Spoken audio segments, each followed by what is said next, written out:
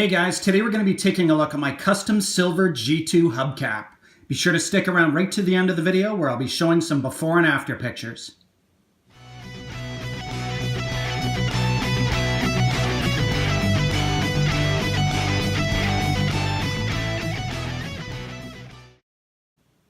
Hey folks, Em here from Transformers and Video Games, and welcome back to the channel. Today we're going to be taking part in the BYOC challenge. BYOC stands for Bring Your Own Custom. Apparently this challenge was started on Facebook and brought to the Transformers YouTube community by none other than Ninja Bill 1000. He tagged a couple of people, including Ugly Wretch, who was kind enough to tag me to participate in the challenge as well. There are only 4 rules in this challenge. The first rule is that it must be an official Hasbro or Takara figure. It can't be a third-party figure or a knockoff. The second rule is that you need to have done the custom yourself. You can't have bought a customized figure or just paid somebody to do it for you. The third rule is that you need to explain your methods in completing the custom. And then the fourth rule is simply to tag at least 3 other people to participate.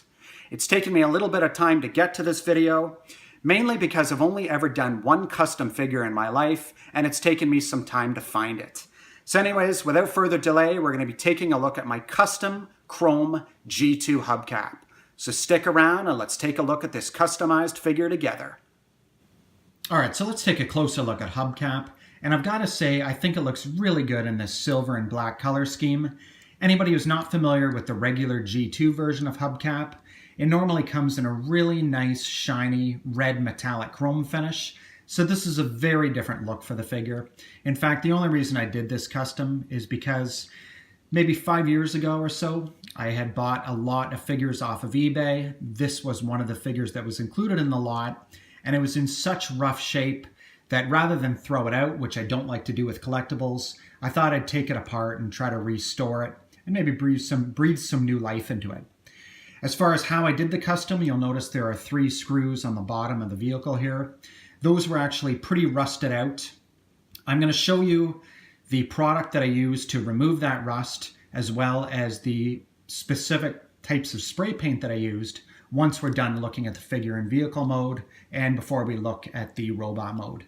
So once I've removed those screws, this die-cast metal plate lifts off, and you'll see right here where the top portion and the bottom portion just separate.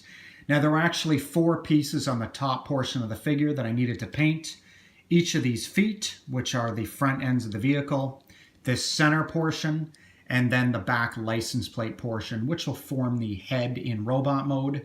So I laid out the 4 pieces on, I believe, a piece of newspaper, gave them maybe 3 oversprays with my spray paint. I let it cure for about 48 hours, and then I reassembled the figure. After I reassembled the figure, I did a little bit of minor work here. The tires were, and still are, not in fantastic condition, but they looked even worse before. I didn't have any spare tires, so what I did was I literally just removed the tires and I turned them around. So this used to be the inner portion of the tires, now showing on the outside. Same thing over here. Now this back wheel is in pretty rough shape, but again, what's showing on the outside now is in far better condition than what used to be showing on the outside of the tires before.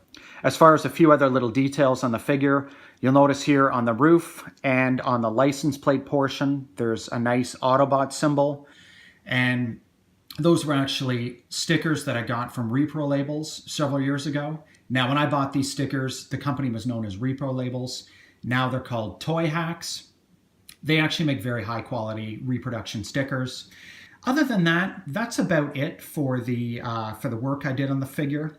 Bottom side here, I should mention that this was pretty chipped up as well, this metallic plate, and I spray painted that with black spray paint.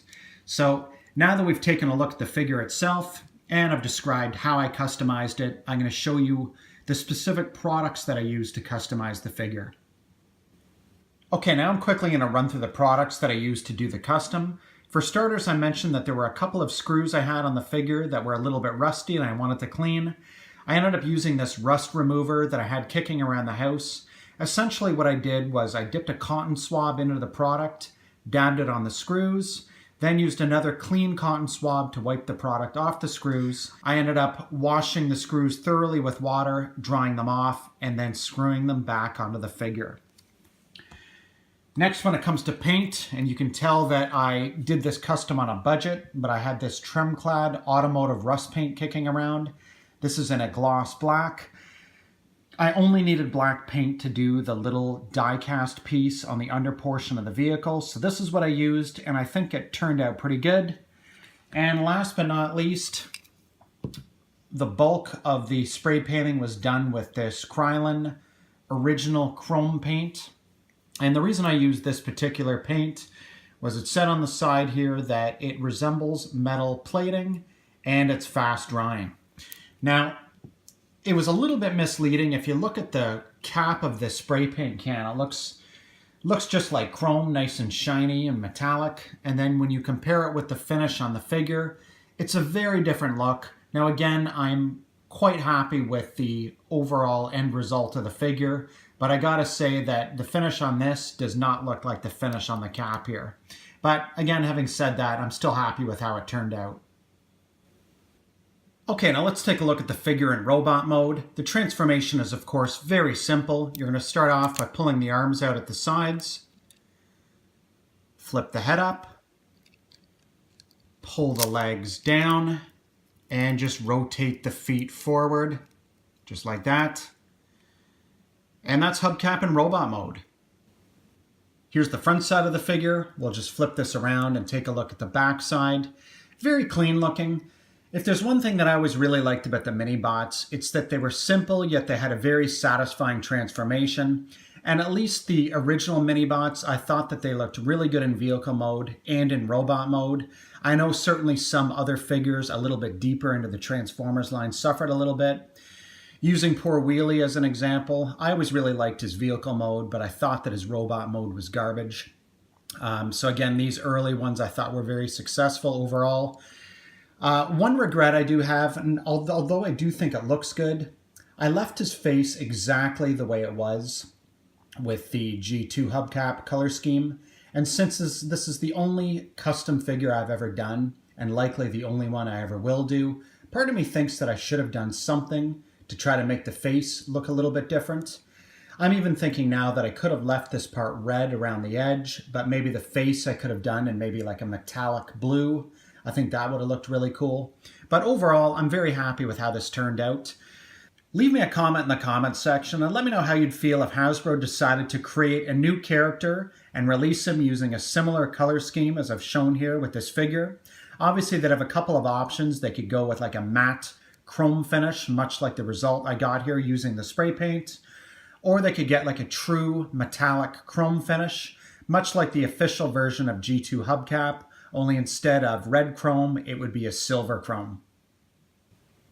All right, so here we are with my custom G2 Hubcap back in vehicle mode, and I think I'm going to leave it at that for today. So now's the part in the video when I need to tag at least 3 other people to participate.